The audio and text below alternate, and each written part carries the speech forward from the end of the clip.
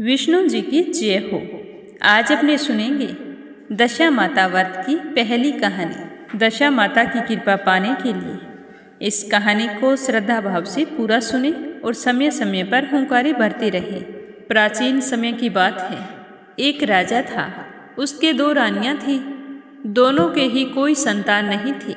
संतान न होने के कारण राजा बहुत ही दुखी रहता था। एक दिन की बात है कि छोटी रानी ने देखा कि कुछ महिलाएं इकट्ठी होकर पीपल के पेड़ के नीचे पूजा कर रही है। तो उसके मन में यह उत्सुकता हुई कि वे सारी महिलाएं वहां पर क्या कर रही हैं। तो उसने अपनी दासी को बुलाया और कहा कि तुम जाओ वहां देख कर आओ, वो सारी महिलाएं इकट्ठी होकर क्या कर रही हैं। तो दासी ने वहां जाकर देखा और पूछा, फिर आकर रानी को बताया कि हे रानी साहिबा, वो सारी महिलाएं दशा माता का व्रत कर रही हैं। कहती हैं कि इस व्रत को करने से घर की दशा सुधरती है, मन की मनोकामना पूर्ण होती है और दशा माता का आशीर्वाद पूरे परिवार पर हमेशा बना रहता है। तो छोटी रानी मन ही मन सोचने लगी कि क्यों ना मैं भी दशा माता का व्रत करूं। मुझे विश्वास है कि माता रानी की कृपा से मुझे संतान की प्राप्ति अवश्य होगी। तो वह बड़ी रानी के पास गई और कहने लगी कि बहन, हम दशा माता का व्रत करें, माता रानी की कृपा से हम भी पुत्रवती हो जाएंगी। तो छोटी रानी की बात सुनकर बड़ी रानी ने कहा कि मैं इन सब बातों को नहीं मानती, ये तो ढोंग और दिखावा होता है। तो बड़ी रानी की बात सुनकर छोटी रानी चुप हो गई और दासी से कहा कि तुम मेरे साथ चलो, और उसे साथ लेकर पीपल के पेड़ के नीचे गई जहाँ पर वो सारी महिलाएं इकट्ठी होकर पूजा कर रही थी। तो वहाँ जाकर छोटी रानी ने व्रत की सारी विधि पूछी और डोरा लेकर दशा माता का पूजन किया। फिर पूरे विधि विधान से रोजाना नियम से दशा माता की पूजा करते। तो उसके व्रत और पूजा पाठ से दशा माता उस पर प्रसन्न हो गई और पुत्रवती होने का आशीर्वाद दिया। माता रानी की कृपा से छोटी रानी को 10वें महीने बहुत ही सुंदर पुत्र की प्राप्ति हुई। तो राजा पुत्र पाकर बहुत ही प्रसन्न थे। अब वे छोटी रानी और राजकुमार को खूब प्यार करते। यह देख देख कर बड़ी रानी को छोटी रानी से ईर्ष्या होने लगी। वो सोचने लगी कि जब से छोटी रानी के पुत्र हुआ है, राजा तो बस इसी के होके रह गए हैं, मुझसे तो बात भी नहीं करते। तो यह सोचते हुए बड़ी रानी के मन में राजकुमार के प्राण हरने का विचार मन में आ गया। अब वो सोचने लगी कि चाहे कुछ भी हो जाए, मैं राजकुमार को मार कर रहूंगी। जब वह राजकुमार छोटा था तो हर समय रानी और राजा की देख रेख में रहता था। तो बड़ी रानी कुछ नहीं कर पाई। जब वह थोड़ा सा बड़ा हुआ और चलने लगा तो वह खेलते खेलते एक दिन बड़ी रानी के चौक पर चला गया। बड़ी रानी ने एक काले नाग को लाकर उसके गले में डाल दिया। तो राजकुमार तो छोटा और भोला था, वह सांप से खेलने लगा। लेकिन सर्प ने उस राजकुमार को कुछ नहीं कहा और बिना नुकसान पहुंचाए चुपचाप वहां से चला गया। तो यह देखकर बड़ी रानी को बहुत ही गुस्सा आया। उसने राजकुमार को खूब दुलार किया और उसके साथ काफी समय तक खेलती रही, जिससे वह राजकुमार बड़ी रानी के साथ घुल मिल गया। और दूसरे दिन वह फिर से चलते चलते बड़ी रानी के घर आ गया। तो बड़ी रानी ने उसे जहर मिलाए हुए लड्डू दे दिए। जैसे ही वो लड्डू खाने लगा तो दशा माता एक दासी का रूप धारण करके आई और उसके हाथ में से लड्डू छीन लिया। तो यह देखकर बड़ी रानी को बहुत ही गुस्सा आया और वो कहने लगी कि तुम्हारी इस हरकत के बारे में राजा से कहूंगी और तुम्हें इस महल से निकलवा दूंगी। तो दासी कहने लगी कि चलो अभी राजा के पास चलते हैं और इस लड्डू को भी साथ में लेकर चलते हैं। राजा ही न्याय करेंगे कि किसको महल में रहना है और किसको महल से जाना है। तो बड़ी रानी समझ गई कि दासी को सब कुछ पता है। राजकुमार के 2 बार इस तरह बच जाने पर भी बड़ी रानी के मन से वह पाप कर्म नहीं गया। वो तो हर समय राजकुमार को मारने की योजना बनाती रही। तो एक दिन राजकुमार खेलते खेलते फिर बड़ी रानी के पास आ गया। तो रानी ने उसे उठाया और महल के बीचों बीच एक कुआं था, उसमें उसे गिरा दिया। लेकिन दशा माता ने उसे कुएं में बीच में ही रोककर उसकी रक्षा की। और इधर दोपहर हो गई, राजकुमार लौटकर नहीं आया तो राजा व छोटी रानी बहुत ही चिंतित हो गई। राजा ने सिपाहियों को आदेश दिया कि तुम राजकुमार को ढूंढ कर लाओ, ना जाने वो खेलते खेलते कहाँ चला गया है। पर छोटी रानी का मन बहुत ही भयभीत था। वो सोच रही थी कि पता नहीं कहाँ चला गया है, कहीं उसे कोई ले तो नहीं गया। इस तरह मन ही मन रोती हुई दशा माता को याद करने लगी कि हे माँ, आपने ही मुझे हंसाया था और हंसाकर इस तरह क्यों रुलाने लगी। हे माँ, मेरे पुत्र की रक्षा करना, वो जहाँ भी हो, जिस हाल में हो, आप उसकी रक्षा करना। उसी समय सिपाही खाली हाथ लौट आई और राजा से कहने लगी कि राजन, राजकुमार तो कहीं पर भी दिखाई नहीं दिया। हमने पूरा नगर छान मारा है, कुएं बावड़ी सारे देख लिए हैं, पर राजकुमार का कहीं भी पता नहीं है।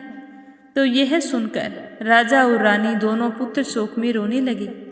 दशा माता भी चिंतित हो गई कि आज मेरी प्यारी भक्तिन इस तरह से दुखी है, पर मैं उस राजकुमार को उसके पास कैसे लेकर जाऊं और कैसे छोटी रानी को समझाऊं कि बड़ी रानी तुम्हारे पुत्र को मारना चाहती है। लेकिन राजा और रानी को रोता हुआ देखकर दशा माता से उनका दुख देखा नहीं गया और उन्होंने तुरंत भिखारिन का रूप धारण किया और राजकुमार को गले से लगाकर ऊपर एक कपड़ा डाल दिया और राजद्वार पर पहुंच गई और वहां जाकर भिक्षा के लिए आवाजें लगाने लगी। तो सिपाहियों ने उसे धुतकार कर कहा कि तुझे भिक्षा की पड़ी है और यहाँ हमारा राजकुमार खो गया है, देखती नहीं हो, सारे लोग दुख और चिंता से व्याकुल हो रहे हैं।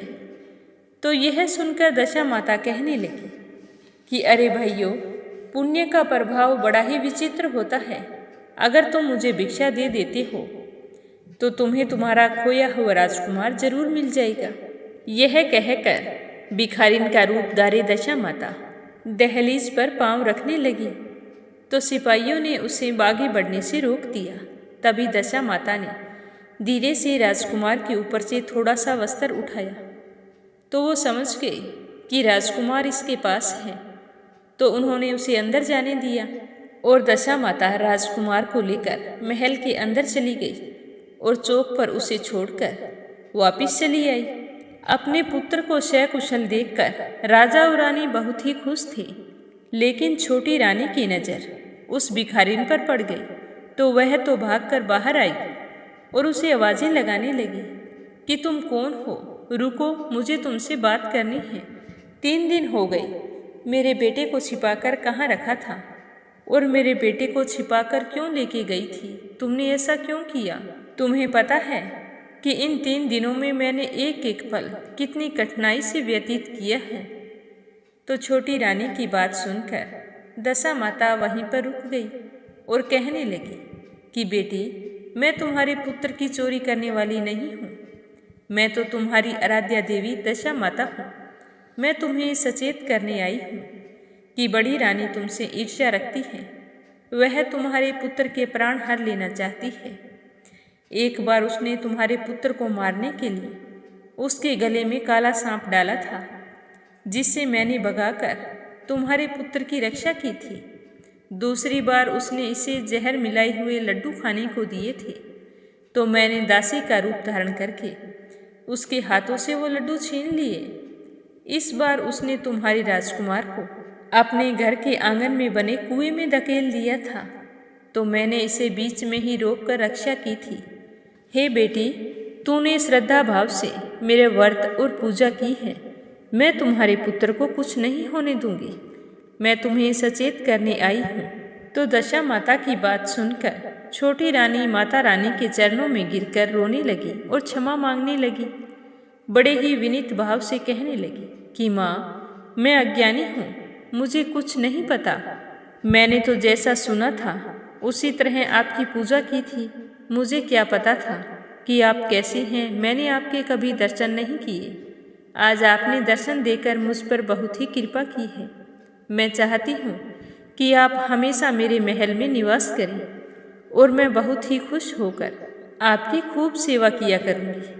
तो छोटी रानी की बात सुनकर दशा माता कहने लगी कि हे बेटी, मैं किसी के घर में नहीं रुकती।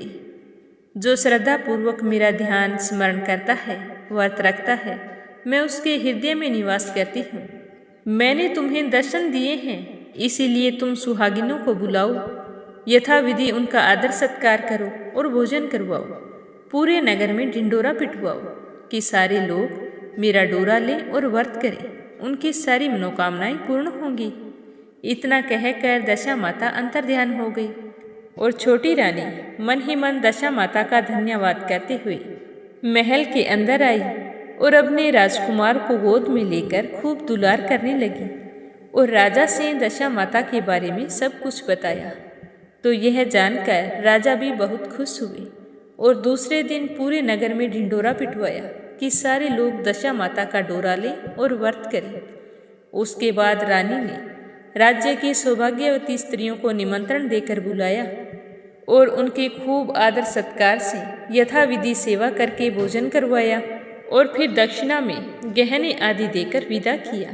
फिर उस नगर की सारी महिलाएं दशा माता का व्रत रखने लगी। दशा माता के प्रभाव से सारे नगरवासी सुखी और संपन्न हो गए। तो प्रेम भाव से कहिए, दशा माता की जय हो। हे दशा माता, जिस तरह आपने राजकुमार की रक्षा की, वैसे ही हमारी संतान और सुहाग की रक्षा करना। हमारे घर परिवार पर अपना आशीर्वाद हमेशा बनाए रखना। कल अपने सुनेंगे दशा माता की अगली कहानी। सुनने के लिए सभी बहनें कंचन भक्ति सागर चैनल को सब्सक्राइब करके बेल आइकन को जरूर दबाएं, ताकि आने वाली हर कथा की नोटिफिकेशन सबसे पहले आप तक पहुँचे। दशा माता आपकी सारी मनोकामनाएं पूर्ण करे। प्रेम से बोलो, विष्णु जी की जय हो।